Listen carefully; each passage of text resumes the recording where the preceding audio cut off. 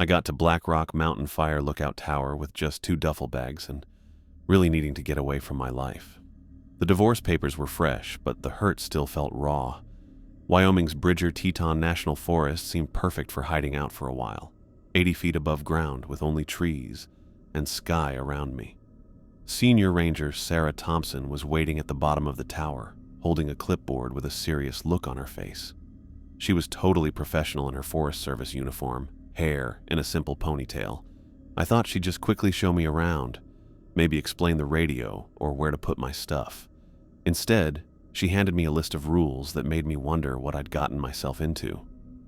"These are the protocols for overnight observation," she said, flipping through pages on her clipboard. "Stay in the tower at night, lock the trapdoor, limited window viewing after dark, no visitors without radio confirmation, only use the primary radio." I glanced at the list, then back at her. "That seems extensive for fire watching." "Standard safety measures," she replied, not meeting my eyes. "The wilderness can be unpredictable." "I've done backcountry hiking before," I said. "I know how to handle myself outdoors." Sarah's expression didn't change. "This isn't about wildlife, Mr. Wilson. These protocols exist for a reason." She handed me a set of keys. "The brass one is for the trap door. The silver is for the supply cabinet. The small one opens the weather equipment box." I noticed she didn't mention what the 4th key was for, a small copper one that looked newer than the others. "What about this one?" I asked. "You won't need that one," she said, already turning to leave. "Radio check at 800 tomorrow. I'll be back in 3 days to check your logs." I watched her Jeep leave down the dirt road, feeling like I'd missed something important in our conversation. But then again, government agencies loved their protocols, and the Forest Service was no exception. The climb up to the lookout cabin took longer than I thought with my bags. By the time I reached the top, my legs burned and my shirt stuck to my back with sweat. But the view made it worth every step. The cabin itself was small but efficient. A bed in one corner, a small kitchenette with propane stove, a desk for logs and maps, and windows on all sides showing the forest all around. Miles of pine trees stretched in every direction, broken only by rocky areas and distant mountains. The late afternoon sun made the forest look like a patchwork of light and dark. I unpacked my clothes, put supplies in the small refrigerator, and got to know the equipment. The main radio sat on the desk next to a logbook and binoculars. A telescope on a tripod stood in the middle of the room, ready to turn in any direction. In a locked cabinet under the desk, I saw what must have been the backup radio Sarah had mentioned, the one I wasn't supposed to use. That first evening, I sat on the small deck outside the cabin and watched the sunset turn the sky orange and purple. For the first time in months, I felt the knot in my chest loosen a bit. No lawyers, no dividing of assets, no pitying looks from friends, just me and the wilderness. The next 3 days fell into an easy pattern. I woke with the sun, made coffee, and began my morning check for smoke. I recorded weather data every hour: temperature, wind speed, humidity. Between official duties, I read books I'd brought along, wrote in my journal, and just watched the forest below. The alone time I'd been wanting felt good. On the 4th day, clouds came in from the west, bringing a light rain that tapped on the cabin roof. I spent the afternoon fixing maps and reading the emergency procedures manual. As it got dark, the rain stopped, leaving behind a heavy silence broken only by occasional drops falling from the roof. I was making dinner, rehydrated pasta with canned sauce, when I heard it. A distinct knocking sound from below. 3 sharp raps against the trap door that led up to the cabin. My first thought was that Sarah had returned early, though she hadn't called ahead on the radio. I moved to the trap door and called down, "Hello, Sarah?" No answer. Just 3 more knocks, louder this time. I remembered the protocols. No visitors without radio confirmation. I went to the desk and picked up the handset. "Black Rock Tower to Ranger Station. Come in." Static. Then Sarah's voice, clear and immediate. Ranger Station. Go ahead, Blackrock. I have someone at my trap door. Are you sending someone up? A pause. When Sarah spoke again, her voice was tense and urgent. Negative, Blackrock. No personnel sent to your location. Follow protocol. I'm coming. Don't open it. The knocking came again, more insistent now, a continuous rapping that shook through the floor. I went to the window and looked into the darkness below. The forest was completely black, but after a moment I spotted a flashlight moving between the trees, heading toward me. Someone was coming up the trail to the tower. As suddenly as it had started, the knocking stopped. I kept watching the approaching light as it made its way up the switchbacks of the trail. It had to be Sarah responding to my call. But who or what had been at my trap door? The light disappeared beneath the tower, where I couldn't see it anymore. I heard footsteps on the stairs, then silence. The radio crackled. Blackrock, this is Ranger Thompson. Situation handled. Stay inside. We'll explain tomorrow. What was it? I asked, unable to contain my curiosity. Just maintain protocol, Mr. Wilson. Get some rest. The radio went silent. I looked out each window in turn, trying to catch sight of Sarah leaving, but saw nothing. The forest had taken her up as quickly as she had appeared. Sleep didn't come easy that night. I lay in bed, listening to every creak and groan of the tower, every rustle of wind through the trees. Twice I got up to check the trapdoor, making sure it was locked tight. Near midnight, I stood at the east-facing window, staring into the darkness. Something moved between the trees, a shadow moving against the deeper black of the forest. Then another movement, farther to the right. I tried hard, but couldn't see any details. Just the feeling that something was out there, moving through the trees, watching. I backed away from the window, remembering Sarah's rule about not looking out windows too much after dark. For the first time, I wondered if these rules weren't just pointless paperwork after all. The rest of the night, I tossed and turned. Each time, I almost fell asleep. The picture of something moving in the darkness woke me up again. By the time dawn broke, bringing gray light across the forest, I was sitting at the desk with a cold cup of coffee, watching the trees for any sign of what had been there in the night. The forest looked normal in the morning light. Peaceful. Ordinary. But I couldn't shake the feeling that something had changed, that in coming to this isolated tower to escape my problems, I might have found something far more complicated than a broken marriage. Sarah's Jeep kicked up dust as it came toward the tower the next morning. I'd been up since dawn, feeling worried after that strange knocking last night. The coffee I'd made was cold on the desk while I looked around at the trees for any movement. I heard her boots on the stairs before I saw her. When she got to the trap door, she knocked. 3 calm taps, nothing like the frantic pounding from the night before. "It's open," I called. Sarah climbed through, balancing 2 paper cups from the ranger station and a folder tucked under her arm. Her expression was carefully neutral, but I noticed the dark circles under her eyes. "Brought you some real coffee," she said, setting one of the cups on the desk. "Figured you could use it after last night." I took the cup gratefully. "Thanks. So what happened?" Sarah sighed and looked out the window toward the eastern ridge.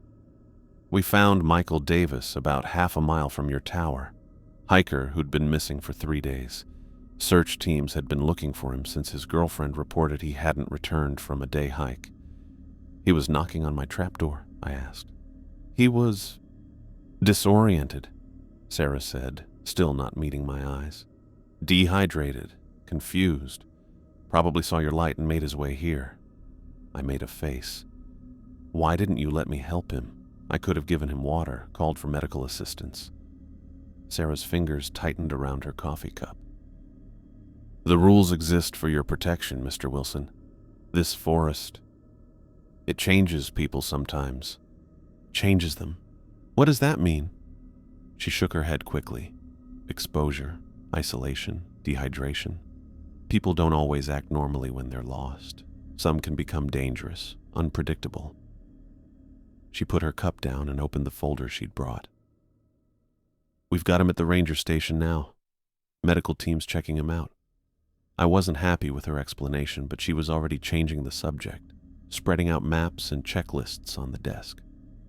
Let's review your fire spotting techniques. Your logs show you've been doing the hourly scans, but I want to make sure you're covering all the high-risk zones. For the next hour, Sarah walked me through how to use the tower's equipment, showing me how to spot smoke patterns against different backgrounds and weather conditions. She was thorough and professional, but I noticed she avoided any talk about Michael Davis or what happened the night before. As she was getting ready to go, I tried one more time. So, the knocking? That was just a lost hiker? Sarah stopped at the trap door. Yes. Just follow the protocols, Mr. Wilson. They're there for a reason. She waited, then added, the isolation gets to everyone eventually. If you start seeing or hearing things that seem unusual, note them in your log, but stay in the tower. After she left, I sat at the desk looking at my maps, but I kept thinking about her words. The forest changes people sometimes. What did that mean? And why did I feel she wasn't telling me everything about Michael Davis? That night, I decided to break protocol. Instead of using the tower telescope for my evening checks, I took out my personal binoculars. Compact but powerful Nikons I'd bought for birdwatching years ago. The rules said all observations should be made with tower equipment, but I wanted to see the forest my own way. I kept the lights low and sat by the north window, looking over the dark landscape bit by bit. Nothing strange caught my eye until around 2 a.m. when movement between far-off trees made me stop. Something huge was moving through the forest about 2 miles north of me. At first I thought it might be a moose. They can look really big in bad light. But as it moved into a small clearing, I realized it was walking on 2 legs. I first thought it was a bear, but this was too big for any bear I'd ever heard about. It was at least 12 feet tall, completely black against the slightly lighter night sky. It moved smoothly in a way that seemed impossible for something that big. I watched, hardly breathing, as it stopped in the clearing, seeming to look my way. Then it went back into the trees and disappeared. I put the binoculars down, my hands shaking a little. What I'd seen didn't make sense. No known wildlife in Wyoming, or anywhere in North America, matched what I'd just seen. Instead of writing about it in the official log, I took out my personal journal and made detailed notes, including a drawing of the creature's outline and its size and location. Something told me I shouldn't share this through official channels, at least not yet. The next 3 days went by without anything happening. I kept up my regular observation schedule, recorded weather data, and continued my private nighttime watches, though I didn't see anything unusual again. On the afternoon of the 3rd day, Sarah came back for her scheduled check-in. "Everything running smoothly?" she asked, reviewing my logs. "All quiet," I said, then decided to test the waters. I was wondering, what kind of large wildlife should I be aware of in this area? Sarah looked up from the logbook. "Just the usual: moose, elk, the occasional black bear or mountain lion. Nothing dangerous if you stay in the tower." No reports of anything unusual? Larger than normal? Her radio crackled with a burst of static, followed by what sounded like a coded message. Numbers and letters that made no sense to me. She turned down the volume quickly. "Probably just shadows playing tricks," she said, her expression hardening slightly. "The isolation affects everyone differently. Your mind tries to make sense of shapes in the dark, especially when you're alone up here." I nodded, not pushing further. Throughout our conversation, her radio kept crackling with similar coded messages. She answered some with quick responses, never explaining what they meant. As she got ready to leave, I saw her checking the drawer where the second radio was kept. Finding it still locked, she looked satisfied. "I'm taking this key back to the station," she said, removing the small copper key from the ring. "That equipment needs maintenance. You won't need it anyway." After she left, I stood at the window watching her Jeep go down the access road. What communications was I not supposed to hear? And why was Sarah so quick to dismiss my question about large wildlife? I went back to my desk and opened my journal, going over my notes about the creature I'd seen. Either I was hallucinating, a possibility I couldn't completely rule out given how isolated I was, or there was something in this forest that the rangers knew about but weren't telling their fire lookouts. I looked at the locked drawer where the secondary radio had been.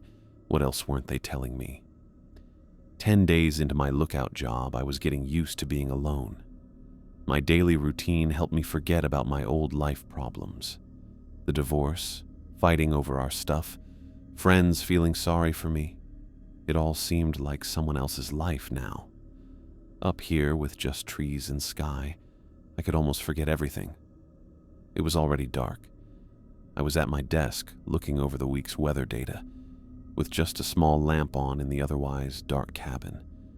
I kept the lights low at night to save power, to see outside better, and because of what Sarah had said about not being seen through windows after dark.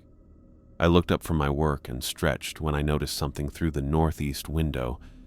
There was a tiny light where there shouldn't be one. I went to the window but stayed to the side instead of standing right in front of it. About 8 miles northeast was another fire tower that Sarah had told me wasn't used anymore, but there was definitely a light there, blinking in the darkness. I grabbed the tower telescope and pointed it at the distant building. The light blinked in a specific pattern, 3 short flashes, then 2 longer ones. Then it repeated, 3 short, 2 long, over and over. This wasn't just random. Someone was sending a signal. I watched for several minutes to make sure the pattern stayed the same. I first thought some hikers might be staying in the old tower, but the signals were too precise for that. I went back to my desk and picked up the main radio. Black Rock Tower to Ranger Station. Come in. Static crackled. Then Sarah's voice came through, alert despite the late hour. Ranger Station. Go ahead, Black Rock. I'm seeing lights at the northeast tower. Pulsing in a pattern, 3 short, 2 long. Repeated. The silence went on for so long I thought we'd lost connection. When Sarah finally responded, her voice had completely changed. The professional calm was gone, replaced by something I'd never heard from her before. Raw fear. Get away from the windows, she said, her words coming fast. Right now, James, get away and don't look at it. I stepped back instinctively. What is it? Hikers or... Come to my tower now, she cut in. Pack nothing, just come. I froze. This went against everything she'd told me since day one. The main rule had always been to stay in the tower at night, no matter what. Your protocols say I should stay put, I reminded her. You were very clear about that. This is different, she insisted. This is... She stopped abruptly. When she spoke again, her voice was lower, more controlled. You're right. The protocols exist for a reason. If you won't come to me, then lock everything. The trapdoor, the windows, stay low, away from any openings. I'm coming to you. The transmission cut out before I could respond. I tried calling back, but got no answer. I locked up the cabin like I was told, checking the trapdoor lock twice and making sure all windows were shut. Then I turned off the lamp and sat in the dark, with my back against the wall farthest from any opening. The minutes turned into an hour. No sign of Sarah, no radio contact. Just the distant blinking light, still keeping its rhythm when I peeked out. Then, out of nowhere, I heard a sound from under the desk, static, followed by a voice. The backup radio, the one Sarah had taken the key for, the one that was supposed to be broken, had somehow turned on. James, come in. It was Sarah's voice, clear as day. Emergency evacuation protocol. Open the trapdoor now. I stared at the locked drawer where the radio was kept. How was this possible? And why would Sarah use this radio when the main one worked fine? Something felt wrong. Very wrong. Sarah had never mentioned any evacuation protocols, and she'd been clear about using only the main radio. I went to the desk and picked up the main radio handset. Black Rock to Ranger Thompson, come in.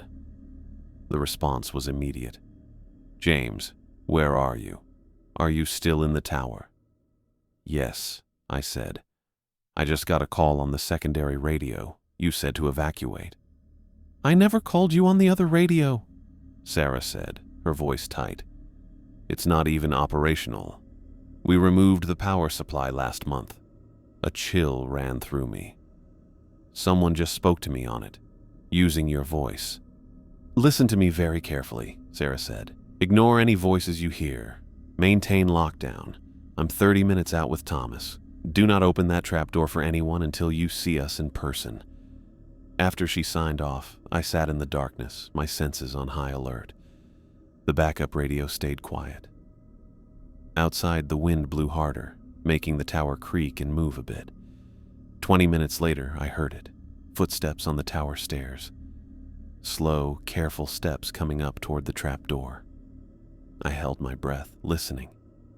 The steps stopped just below. Then 3 knocks, exactly like the pattern I'd heard on my 4th night. James, Sarah's voice called. It's me. Open up. I didn't move. Sarah had said she was still 30 minutes away. This couldn't be her. James, please, the voice continued, a perfect imitation of Sarah's concerned tone. You're in danger. We need to evacuate now. I stayed quiet. I was really scared whatever was outside might hear me. The knocking came again, harder this time. James Wilson, the voice said. But something was different. It still sounded like Sarah, but something was off about it, like a recording played at the wrong speed. Open this door immediately. When I didn't answer, the footsteps moved away from the trap door, circling the tower. I crawled to the east window and, keeping low, looked through a small gap in the curtains. Someone stood on the walkway outside, moving way too smoothly. It looked roughly human-shaped, but even in the dark, I could tell something wasn't right. Its body seemed slightly off, and its face, what I could see of it, was pale and kind of fluid, like the features were always changing, trying different arrangements. As I watched, it turned toward my window, and I ducked down, hoping it hadn't seen me. James, it called, but now the voice had changed. It sounded like Thomas Rodriguez, though I'd only heard him briefly on the radio during check-ins. This is Park Supervisor Rodriguez. You're required to evacuate immediately. When that got no response, the voice changed again, going through what seemed like a collection of different tones and accents. Some male, some female, some I didn't recognize at all calling my name, all telling me to open the door. I stayed hidden, watching the hours go by on my watch. The thing outside kept circling the tower, sometimes stopping to knock or call out in a different voice. It would go quiet for long periods, making me think it had left, only to start again, just as I began to relax.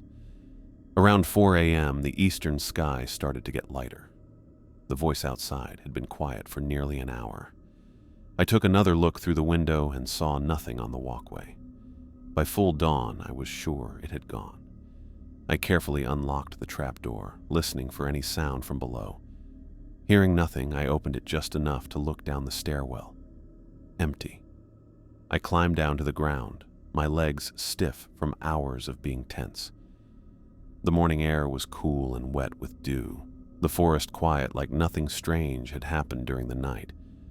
That's when I saw them. Footprints in the soft dirt around the bottom of the tower. They looked almost human, but not quite. The shape was wrong, with too many toes, and they were spaced in a way that no human could walk. I took out my phone and took several photos of the prints from different angles, making sure to put my boot next to one for size. Whatever had visited in the night, it wasn't human, and it had really wanted to get inside my tower. I climbed back up and secured the trap door, then sat at my desk waiting for Sarah to arrive, with the photos open on my phone screen. The forest had secrets. That much was becoming clear, and somehow I'd gotten mixed up in them.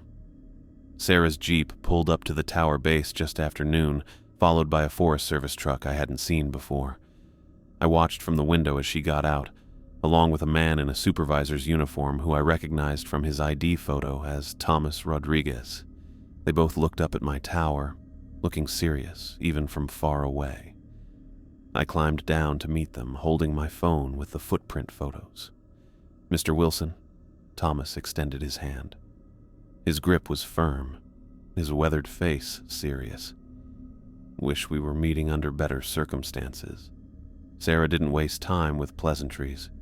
"Show us where you saw it." I led them around the tower, pointing out the strange footprints I'd photographed earlier. They crouched to look at them, Thomas running his fingers along the edge of one impression. 5 toes, plus what looks like a partial 6th, he murmured to Sarah. "Consistent with the Blackwater Ridge incident." Sarah nodded, looking tense. "Stride pattern matches, too." They talked like I wasn't even there, using terms and references I didn't get. Thomas pulled out a small kit from his pocket and took samples of the soil from the footprints, putting them in labeled vials. "We need to tell him," Thomas said finally, looking up at Sarah. After what he experienced, he deserves to know. Sarah's jaw tightened, but she nodded reluctantly. "Let's go inside." Back in the tower, Thomas sat at my desk while Sarah stayed standing with her arms crossed. The tension between them was obvious. "Mr. Wilson," Thomas began, "what I'm about to tell you is classified information. It doesn't leave this tower, understood?" I nodded, settling onto my bed across from him. "Bridger Teton isn't just a national forest," he continued. "Parts of it, including the area your tower oversees, contain what we call anomalous zones, places where reality functions differently." "Differently how?" I asked. Sarah stepped forward. "The forest has thin spots, places where things cross over from somewhere else." "Somewhere else," I repeated. "You mean like another dimension?" Thomas shrugged. "We don't know exactly. Another dimension, another time, another version of our world. The science team has theories, but no real answers. What we do know is that these zones have been around for hundreds of years, maybe longer." "The towers," I said, the realization dawning on me. "They're not just for spotting fires, are they?" "Fire spotting is part of the job," Sarah said. "But yes, the towers form a monitoring network. We track anomalies, document patterns, maintain the boundaries." "And that thing last night? The one that looked like you?" Sarah and Thomas exchanged glances. "We call them mimics," Thomas explained. "They absorb memories and appearances from people they encounter. The more contact they have, the more perfect the imitation." A chill ran through me as I remembered the voice on the secondary radio. Sarah's voice, calling my name. "The Michael Davis you mentioned," I said, turning to Sarah.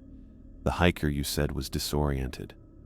"The real Michael Davis died in the forest 4 months ago," she admitted. "His body was recovered by a search team. What you encountered, what knocked on your door that night, was something using his appearance." I tried to process this information. "So, these mimics, they're dangerous?" "They want what we have," Thomas said simply. "A permanent place here. Our form, our lives." "The rules keep you safe," Sarah added. "The mimics can't enter a structure without invitation. They can't cross certain boundaries unless allowed. That's why we're so strict about protocols." I thought about the thing circling my tower, calling my name in different voices, trying to trick me into opening the door. "Why wasn't any of this disclosed before I took this job?" I demanded, anger rising. "You put me in danger without any warning, any preparation." Thomas sighed. "We need observers who aren't prejudiced by expectations. Someone who sees with fresh eyes, who documents what's actually happening, not what they think should be happening based on briefings." "Pure observations are more valuable," Sarah added. "Once an observer knows what to look for, they start seeing patterns that might not be there." "So I'm what? An experiment? Bait?" "You're an observer," Thomas corrected. "And based on your logs and how you handled last night, a good one." You followed protocols even when scared. You documented what you saw, and you trusted your instincts when something felt wrong. I stood up and walked around the small cabin, trying to make sense of everything. What happened to the previous lookout? Robert Martinez? Sarah looked away, but Thomas looked at me directly. He broke protocol, opened the door when he shouldn't have. And he disappeared, Thomas said flatly. We found his logbook, his personal effects, but no trace of him. I gestured toward the locked drawer under the desk. And the secondary radio, the one that spoke to me last night? It's part of a secure network, Sarah explained. It connects to other observers across different parks with similar phenomena. It's not supposed to be accessible to new recruits until they've been fully briefed and trained. Which is what we're doing now, Thomas added, unofficially. I sat back down, my head spinning with questions. How many of these anomalous zones are there? Dozens that we know of, mostly in remote wilderness areas, Thomas said. Some more active than others. This region has been particularly active for the past 18 months. For the next hour, they answered my questions as best they could. They explained about the observation program, the different types of things they'd seen, and their safety measures. Some questions they couldn't or wouldn't answer, either because of security rules or because they just didn't know. Before they left, Thomas unlocked the drawer with the backup radio and showed me how to use it. Use this only in emergencies, and only to contact other towers or headquarters, he instructed. Never respond to a transmission unless you've verified the sender through the primary radio first.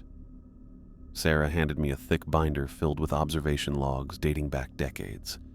Review these, she said. Familiarize yourself with the patterns. We'll be back in 2 days to check on you and answer more questions. After they drove away, I spent the rest of the day and all night looking through the logs. They were full of notes about weird lights, strange sounds, animals acting odd, and people running into mimics and other strange things. Some people wrote very plain and factual notes, while others filled the margins with their own ideas and feelings. I started to see patterns in these weird events. They seemed to happen more around certain dates, with busy periods followed by quiet times. When I put them on a calendar for the past year, I realized they happened about every 30 days, with the worst stuff happening during the new moon. The next new moon was in 2 days. I kept researching over the next few days, doing my fire-watching job while digging deeper into the logs. As I read more, I understood why all these rules existed. People who broke the rules, looking too long at certain things, answering voices, or worst of all, opening their doors during active times, often went missing or said they felt different afterward. By the 3rd day, I had enough information to back up my 30-day cycle theory. The weird stuff not only followed the moon, but was getting more frequent and intense each cycle. If the pattern continued, the coming new moon would be the most active night since they started keeping records. I felt scared, but also curious about what might happen. Part of me wanted to call for immediate pickup and get far away from this place before the next cycle peaked. But another part, the part that always liked solving mysteries and understanding strange things, wanted to stay and see what was coming. As the sun started to set on the 3rd day, I radioed the ranger station. Black Rock Tower to base, come in. Thomas's voice responded almost immediately. Go ahead, Black Rock. I've been reviewing the logs, I said. I've found a pattern in the anomaly occurrences. They follow a 30-day cycle corresponding to the new moon, and they're getting stronger each time. There was a long pause before Thomas replied, his voice lower than before. You've done good work, James. We suspected as much, but your analysis confirms it. Another pause. The next peak is tomorrow night. I know, I said. What should I expect? We call it the thinning, Thomas replied. It's when the boundaries are at their weakest, when crossovers are most likely to occur. I looked out at the darkening forest, imagining what might emerge from it tomorrow night. I want to stay, I said, surprising myself with the firmness in my voice. I want to observe it. Are you sure? Thomas asked. We're evacuating non-essential personnel from the area. We can have someone there to pick you up in the morning. I thought about it for a moment, weighing the danger against my growing need to understand what was happening in this forest. I'm sure, I said finally. I'll maintain protocols and document everything I see. Understood, Thomas replied. We'll be in constant contact. Sarah will be in the East Tower, coordinating observations. If anything feels wrong, anything at all, you radio immediately. After signing off, I went back to the window and watched the sky go dark. The forest below looked normal and quiet, but now I knew better. I knew what was hiding in those trees, just waiting for night to come. Tomorrow night I would see it for myself. The morning sun had just come up when I confronted Thomas with what I'd found. I'd worked all night going through the observation logs, matching incidents with moon phases, and the pattern was clear.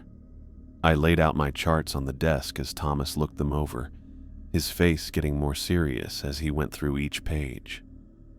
You found it, he said finally, looking up at me. Most observers take months to notice the pattern, if they ever do. So you already knew about the 30-day cycle? I asked, trying to keep the accusation out of my voice. Thomas nodded slowly. We call it the thinning. It's when the boundaries between our world and whatever's on the other side become weakest. He tapped my chart where I'd highlighted the increasing intensity. And you're right about the escalation. Each cycle has been stronger than the last. Why didn't you tell me? I asked. Information is carefully managed, Thomas said, his voice measured. Too much too soon can affect observation quality or cause panic. We need clear, unbiased documentation. Thomas's face darkened. Tomorrow will be dangerous. The most significant thinning we've recorded in decades based on the trajectory. He looked me directly in the eyes.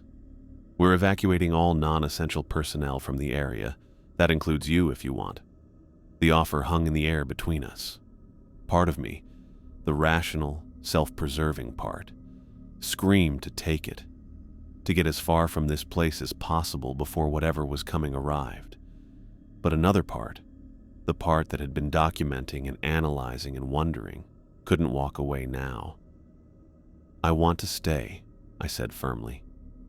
I want to see it for myself. Thomas studied me for a long moment. It won't be like anything you've experienced before. Even the incident with the mimic the other night, that was nothing compared to what happens during peak thinning. I understand the risks, I insisted, but I've come this far. I need to see it through. After Thomas left, I spent the day getting ready. I checked my equipment twice. Fresh batteries in the flashlights, camera charged, notebook ready. I put extra locks on the trapdoor and windows, following the special rules Thomas had told me to use during thinning events.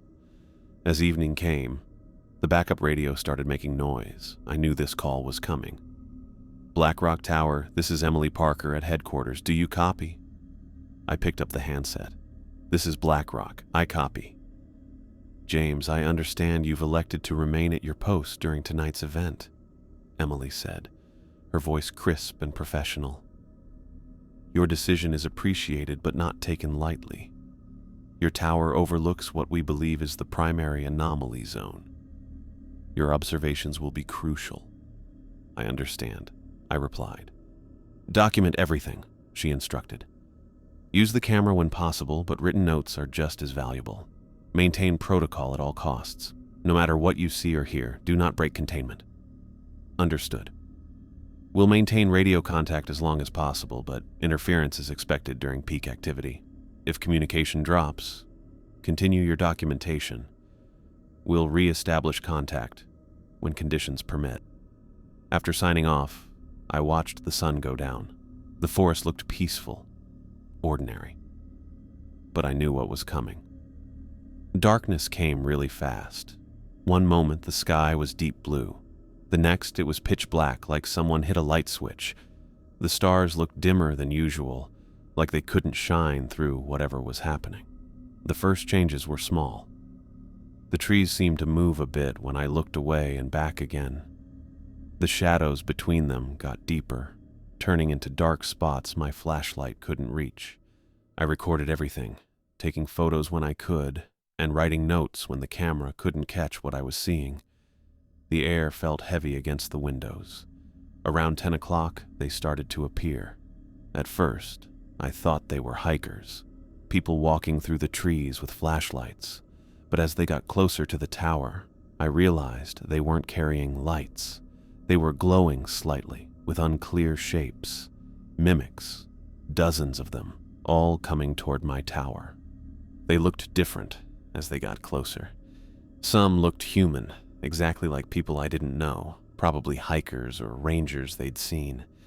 Others didn't look right, with weird body shapes, moving too smoothly or too jerkily. Some didn't even try to look human. These were the creepiest, with shapes that seemed to fold in ways that hurt to look at. I pointed my telescope at the eastern tower where Sarah was. I could see her moving around inside her cabin, talking to other watchers with light signals, quick flashes from a bright lamp that cut through the darkness in code. The locked radio under my desk suddenly turned on by itself, with voices speaking languages I couldn't understand. Some didn't even sound like real languages, just strange sounds that somehow made sense despite being impossible to understand. Outside, the mimics had reached the bottom of my tower. Some walked around it, while others started climbing the supports with impossible skill. I recorded what they did, counting at least 30 different creatures now surrounding me. "Blackrock to headquarters," I radioed, keeping my voice steady despite my racing heart. Multiple entities surrounding the tower, at least 30 various forms, some attempting to climb the structure. Emily's voice came back, broken by static. "Copy Blackrock, maintain observation, do not..." Her voice cut out, replaced by a high-pitched whine before returning. "Expected behavior. Previous cycles show they cannot enter without invitation." I kept taking notes as the mimics reached the walkway around my cabin. They pushed against the windows, their faces, the ones that actually had faces, squished against the glass. Some knocked in patterns, while others called out in voices that switched between different languages and tones. "James Wilson," one called, its voice a perfect imitation of Thomas. "Emergency evacuation protocol. Open the door now." Another took up the call in Sarah's voice, then Emily's, then voices I didn't recognize. Soon they were all calling my name, a chorus of pleas and demands that made it hard to think. I focused on my notes, writing down each new thing that happened with as much detail as I could. The mimics kept attacking my senses, some now hitting the windows so hard I worried the glass might break. Near midnight, something changed. The mimics suddenly went quiet, all turning to face the northern forest. I looked where they were looking and stopped breathing for a second. The forest seemed to split open, trees bending away to show a huge darkness beyond. Not just darkness from no light, but like nothing was there at all. A total emptiness that shouldn't exist. The split widened, showing glimpses of what was beyond. I couldn't understand what I was seeing. My brain just couldn't make sense of it. It was like looking at a weird backwards version of reality, where normal rules didn't apply. The mimics started moving toward the split, pulled to it like bugs to a light. Some paused, looking back at my tower almost like they didn't want to leave before heading toward the emptiness. I had to decide what to do. The rules were simple. Stay put, keep taking notes, don't interact. But part of me wanted to run away from that split in reality as fast as I could. Right then, I realized why my job mattered. My tower looked over the main weird area, the place where the border was thinnest. What I was seeing and writing down might be key to understanding these things, maybe even to keeping people safe. I stayed, sending my observations to headquarters as the strangeness hit its peak. The split got wider, and things started coming out of it, things I could barely describe, shapes that kept changing, things that seemed to be in multiple spots at once, beings made of light and shadow that moved with purpose toward the forest. The mimics welcomed these newcomers, some joining with them in bright flashes, others taking them deeper into the trees. A few stayed near my tower, watching me through the windows with looks ranging from interest to what seemed like hunger. The whole time I kept taking notes, filling page after page with what I saw, drawings and times. The camera took pictures when it could, though many of the strange things seemed to blur or vanish in photos, leaving only smudges or blank spots. The backup radio kept playing impossible languages, sometimes breaking through with bits of English, locations, codes, and reports from other towers seeing their own versions of the event. After midnight, as the new day started, the activity reached its highest point. The split pulsed with energy, getting bigger and smaller like it was breathing. The entities moved more urgently, like they were racing against time. The mimics tried harder to get into my tower, some throwing themselves against the windows hard enough to crack the glass. I moved to the center of the cabin, still watching from a safer spot. The rules had been clear. Keep documenting, but not if it puts you in danger. I radioed updates when I could, though the connection got worse as the night went on. Through it all, I stayed focused on my job. I channeled any fear into my work, writing down every detail of this impossible night. Now I understood why the observation program existed, why the rules were so strict, and I was determined to provide the information they needed. The forest had secrets, very old, dangerous secrets that existed at the edges of our reality. And tonight, I was the one watching those edges, documenting what happened when they grew thin. As dawn broke, the forest returned to normal. The unnatural darkness that had covered the trees gradually lifted, replaced by the soft golden light of morning. I watched from my tower as the mimics retreated, slipping away between the trees like morning mist.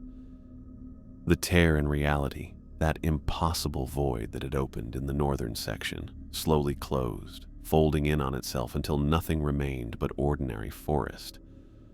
The radio had gone silent around 4 a.m., the strange languages and broken reports fading to static before cutting out completely.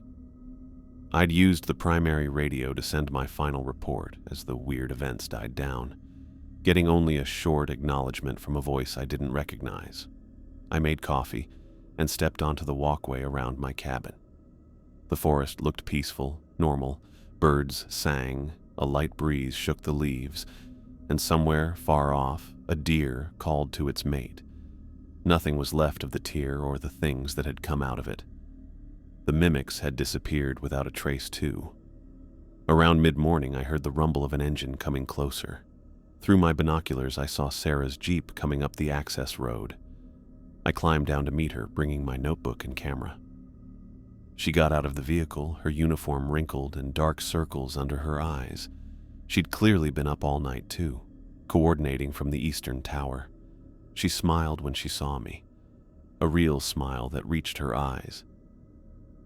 "You did it," she said, her voice carrying a mix of surprise and respect. "Most new observers run. They radio for evacuation as soon as things get intense, or they break protocol trying to get a closer look." "I almost did," I admitted. "When that tear opened, part of me wanted to get as far from here as possible." Sarah nodded. "That's the normal reaction, the human reaction." She pointed at my notebook. "But you stayed and wrote down everything.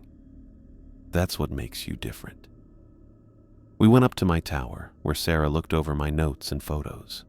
She was really interested in my timestamps and how things happened, comparing them to what she saw from the eastern tower. "Your documentation is helping us map the anomaly's expansion," she explained, spreading out a topographical map of the forest. She marked locations based on my notes, creating a pattern that radiated outward from the northern section. "This is vital information for containing these phenomena." "Containing them?" I asked. "Is that even possible?" Sarah looked up from the map. "To some extent, yes. We can't stop them from happening, but we can predict them, prepare for them, and minimize their impact." She pointed to the boundary of the affected area. What you saw last night wasn't just a one-time thing. Similar stuff happens in wilderness areas all over the world. How many people know about this? I asked. Not many, she replied. The general public isn't ready for this kind of information. Can you imagine the panic if people knew reality could tear open like that? That there are things on the other side trying to get through? I thought about it and had to agree. Most people would either dismiss it as impossible or be scared out of their minds. Around noon, Thomas showed up in his Forest Service truck. He looked as tired as Sarah, but had that same calm confidence I'd noticed before. He looked through my notes too, sometimes writing things in a small notebook. "Exceptional work," he said finally, closing my notebook. "Especially for someone with no formal training." He exchanged a look with Sarah before continuing. "Which brings me to why we're both here." Thomas sat across from me at the small table. "We'd like to offer you a permanent position on the observation team. Full disclosure, proper training, and a significant increase in compensation." I blinked in surprise. "You want me to stay? Even after the 30-day cycle ends?" "Especially after it ends," Sarah interjected. "The data suggests the next cycle will be even more intense. We need experienced observers who understand what they're seeing. We need people who can follow the rules but think independently when necessary," Thomas explained. "You've demonstrated both qualities. You maintained protocol during a crisis, but you also took initiative in analyzing the logs and identifying patterns we hadn't explicitly told you about." I looked out the window at the forest below.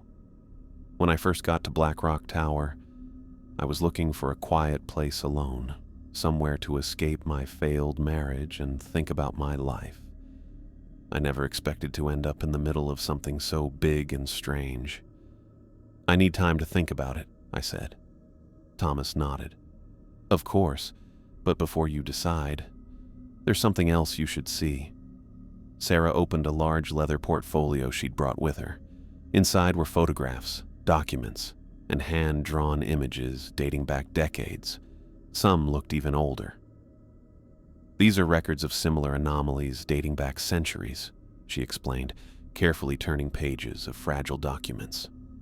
"They've been collected by various agencies and indigenous observers before us.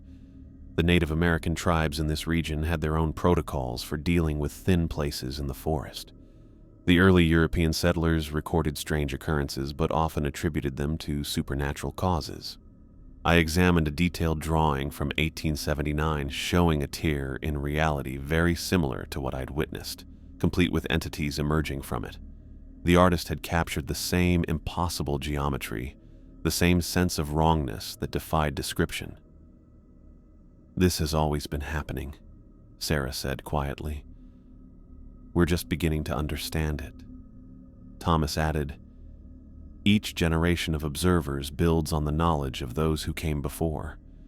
We're starting to recognize patterns, predict cycles, even develop theories about what's on the other side and why they're trying to cross over." I spent the afternoon reviewing their records, asking questions, and learning about the observation program's history. The more I learned, the more fascinated I became. My personal troubles that made me want to be alone now seemed small compared to what I'd discovered here. As evening approached, Thomas and Sarah got ready to leave. They needed to talk with other observers and put together the night's data. "You don't have to decide right now," Thomas said. "Take a few days to consider our offer." But I already knew my answer. The forest had shown me its secrets, and I couldn't walk away now. The alone time I'd first wanted had become something more meaningful, a purpose. "I'll stay," I said. "I want to understand what's happening here. I want to help." Relief washed over both their faces. Sarah squeezed my shoulder briefly, the first personal contact she'd initiated since we met. "Welcome to the team," Thomas said, extending his hand. "Official training begins next week. Until then, maintain your regular observation schedule and review the materials we've left you." After they left, I stood on the walkway watching the sun set over the forest. The trees swayed gently in the evening breeze, looking so normal, so ordinary. But I knew better now. I knew what was under the surface, what happened when the boundaries between worlds got thin. I went back inside and wrote in both the official log and my personal journal, writing down my decision to stay and keep watching this place where reality got thin. I noted the day's temperature, wind conditions, and visibility, the routine observations that covered up our real work. The forest below looked peaceful now, but I knew better, and I would be watching when the next cycle began.